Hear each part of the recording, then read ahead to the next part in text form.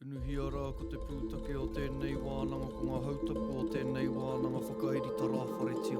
I consider it an amazing privilege to be part of hospice. I feel enriched by the patients I go to. Every person has their own individual mana or essence or mauri that needs addressing. A typical day would start with a meeting and having a handover from my colleagues. I'd spend, say, 3/4 of an hour to an hour with a patient and their families, and I would spend till lunchtime. I may visit 2 or 3 or 4 patients depending on the needs they have for the day. There was a lot that we just didn't even know about hospice, so this was all really new for us. And in talking with the whānau, we're having a little bit of a laugh, and somebody will say, "Oh yeah, I thought it was the shop in town where you could go and buy stuff." Having hospice involved, even at early stages, is part of whānau being able to cope and have an understanding that, hospice isn't the last step. Definitely what hospice does is it gives options for people's lives, and I think it gave Mala a greater quality of life that we could also share with her. It certainly gave me a huge sense of comfort and confidence to have her at home, particularly as we knew right from the outset that hospice would come any time, and they did. When Cecilia first came, is that I think she said something like, "I'm like Nanny McPhee, you call me and I'll be there." And she did, and that stuck with me.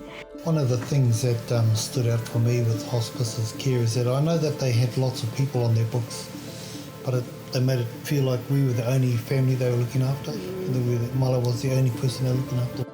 Mala wasn't just another patient. Mala wasn't, part of a statistic. Mala was really, was really cared for, and just personally.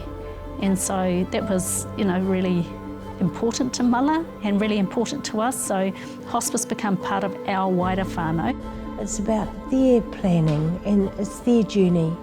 And if we can facilitate that, then that's what makes it worthwhile.